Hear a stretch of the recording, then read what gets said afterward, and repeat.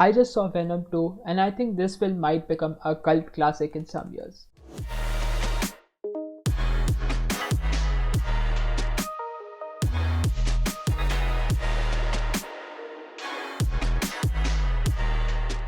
Hello guys, this is Varun from Indian Geek Society, and in this video I'm going to give a spoiler-free review of Venom Let There Be Carnage. I live in the US currently, which is why I was able to see this film early. And before we begin, if you find value in our videos, please hit the like button and subscribe to our channel. Also hit the bell icon so that you get notified each time a new video drops. Let's begin. So to start with, let me just say that this is not really a good film, but it is a very fun film. And there are a few positives, so I guess let's just talk a bit about that. So first of all, Carnage looks awesome. This is something that we saw in the trailers too, but Carnage looks so comic accurate and so amazing that I feel really sad that our first live action look at Carnage has happened in this film. Carnage also gets plenty of screen time, unlike Riot from the first film, who appeared only in the climax for like barely 10 minutes.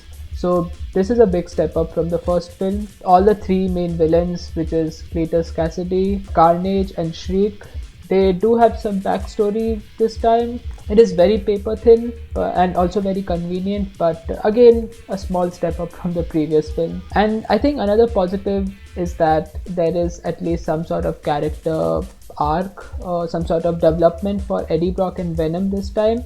And I think their relationship was my personal favorite part of both the films. And I think finally the biggest positive were the performances in this movie. You can see how much fun all the actors are having with their respective roles.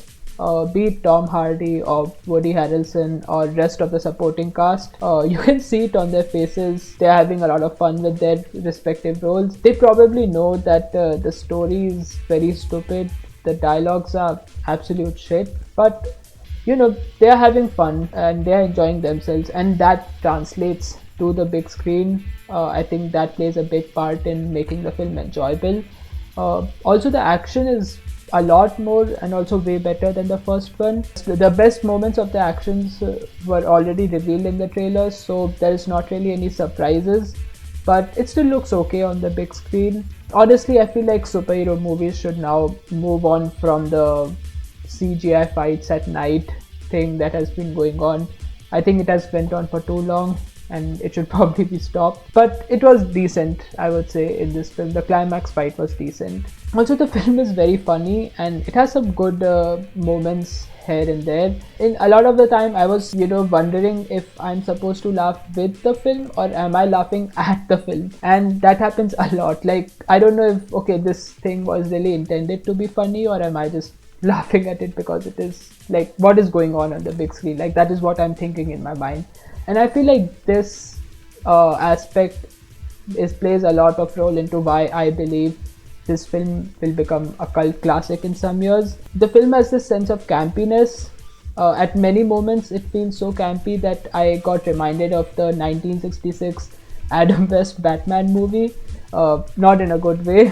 So I feel like that campiness blended with the 90s action movie aesthetic that this film has. And by that 90s action movie aesthetic, I mean the sort of aesthetic where it looks like it's permanently nighttime and everything happens at night, and even the daytime shots look like they were shot at night. So I feel like that aesthetic, along with its weird humor and comedy and also the campiness, like all that blended together will make this film like a cult classic. There are a lot of other bad superhero or bad comic book movies that have become cult classic right now because they also had like similar blends in them, and a good example is like the 1990s Marvel's Howard the Duck movie, also Batman Forever, Batman and Robin, and Ghost Rider.